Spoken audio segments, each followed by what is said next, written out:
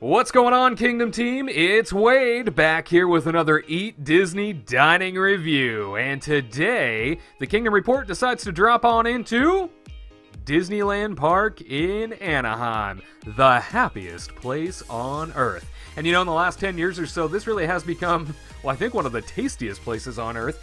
And that's because about 10 years ago, leadership at the resort decided to bring in an entirely new team of culinary direction. That's right, chefs from around the world that they wanted to come in and sort of rejuvenate menus and inspire new concepts around the resort at all the restaurants here. Now, theme park fare for years has always just kind of been burgers, fries, hot dogs, that sort of thing. Disneyland Resort has always had a handful of unique options based on the restaurant that you're eating in. However, what the resort wanted to start doing was turning restaurants into attractions themselves. And the new culinary direction was to try and create that. And I will say, as a restaurant manager at that time, I have firsthand knowledge of all these chefs coming in and reinventing the wheel. I gotta tell you, there are some restaurants that didn't need that at all, and they didn't necessarily do that. They stayed simple, and one is right here, Rancho Del Zocalo Restaurante. Yep, this was the place that debuted Doritos. Can you believe that? All the way back in 1964, Doritos debuted at this restaurant in Disneyland Park. And, you know, the rest is history. Now you eat Doritos all the time, don't you? Yeah, that cool ranch all over your face. I knew it. This place has a menu that, like I said, keeps it simple. It's all Mexican inspired, but it's all hearty and delicious and so dang satisfying. You take a look at this menu from the salads all the way down to the toddler meals, and you see something really for everybody. As long as you like Mexican-inspired cuisine, you have a place in Rancho Del Zocalo. You come on into a restaurant like this, a quick service establishment, you're instantly hit by the beautiful artwork and just how well appointed this quick service environment is. It's nice to have room to really walk around, to really look at things and be comfortable in. A lot of restaurants in Disneyland sort of suffer from the size problem. Now, if you know anything about Disneyland, it's landlocked. I mean, that's why Walt Disney World exists, right? Because Walt Disney wanted more room to grow his dreams and ideas and didn't want to be landlocked. But when you go to most restaurants at the Disneyland Resort, you quickly realize that some of them are quite limited in what they can do with space. Well, this place isn't one of those. In fact, even when it's busy in here, it never feels all that bad. I mean, you might have to wait a little bit, but still, you're quite comfortable. And so as you walk up to each individual counter, each station has its own sort of purpose and food. This station is all about enchiladas, and so I stepped up here and I asked more specifically for the asada enchilada plate. That's right, cheese enchiladas accompanied by lovely carne asada steak and some refried beans as well as some Mexican rice. This place always succeeds when it comes to the quantity of food that they throw on a plate. I always walk away very happy. I mean, look at all that. We'll dive into it here in just a second. But then you step on over to salads and desserts. It has its own station here. And so when you do that, you'll also see that there aren't a whole lot of options when it does come down to desserts. And that, for me, a guy who has quite a sweet tooth, that's a little frustrating because you want some desserts, right? And nothing ever pleases me on the dessert counter. I think that's my one sort of negative here. After grabbing your drinks, you're going to step on over to the registers to pay. Make sure your silverware is in hand. It is quick service after all. And as you step outside, only exterior seating, by the way, in this location, you'll notice there's a lot of open seating here. A lot of spaces to go sit. A lot of communal tables, so keep that in mind.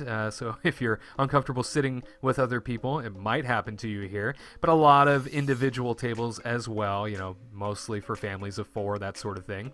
As you grab your condiments out here in the common space, you'll also see that there's a covered area right alongside the open patio. This covered area, I wish they did more of this around Disneyland Resort because quite often it gets very warm at Disneyland. Having a covered area with fans and heaters when it's winter and cold is very helpful. Nothing has to be totally interior, but having both of those options is really cool. As I sat down to eat, I told you I got my carne asada and a red chili enchilada platter. I mean, look at that beef. I mean, it is cooked to perfection every time I've ever eaten here. And I'm not kidding. I mean, I'm a picky eater. When it comes down to this plate, when it comes down to this food, I am always impressed with how they get it right every single time. That's hard to do. Put yourself in the shoes of a quick service restaurant environment in a place like a theme park, okay? Remove Disneyland from the equation. In a theme park, you're serving thousands of people. That's plate after plate, dish after dish, and you even have different teams that come in and cook this stuff for you, depending on the time of day and the different shifts. So a lot of opportunity for error, but I never see that here. I mean, look at this meat. It's juicy, it's flavorful, it's crispy where it needs to be, and it's always that good. And then, of course, the refried beans, a simple side dish, right, thrown in with some of that cheese. Keep this in mind. You have to mix up the cheese and the beans. If you don't, I mean, you might be a sociopath or something, but this is the best way to eat this side dish. Again, very simple and so creamy. Yes, refried beans that are creamy in texture. And when you go in for the rice, you'll notice immediately the sort of peppery taste. There's a little bit of spice to it. I go back to prior dining reviews where I tell you that I'm not a fan of spicy food. Well, this isn't spicy. This just has some spice to it, if that makes any sense to you. And it's perfect. Perfect for what rice should be in this environment. And then the red chili enchiladas, the red chili cheese enchiladas.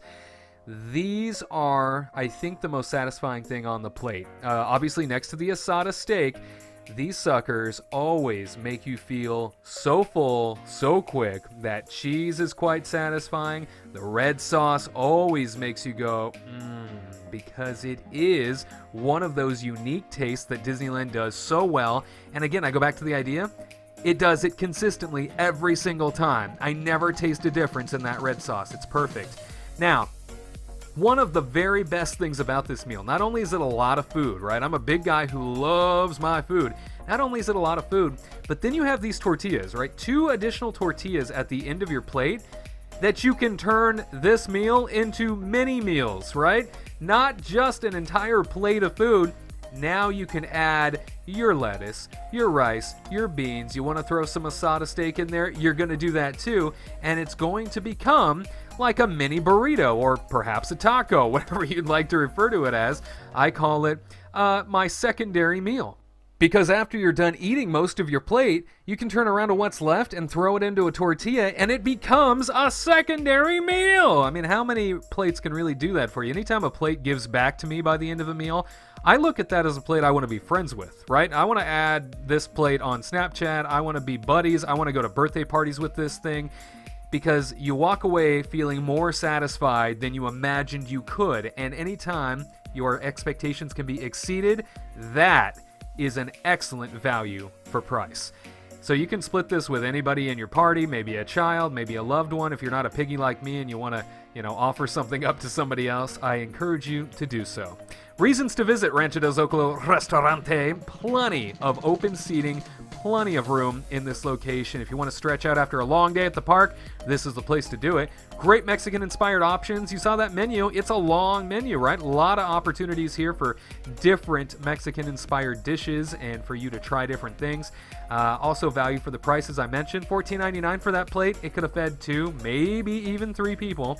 And the quality and care of this location, always clean, always spotless, great engaging cast members. Even had one come out from around the corner of their counter space, right? Somebody who was behind the counter working saw me without a tray as I was about to order and brought me a tray and said, I noticed you didn't have one. Absolutely amazing. Now, reasons to skip?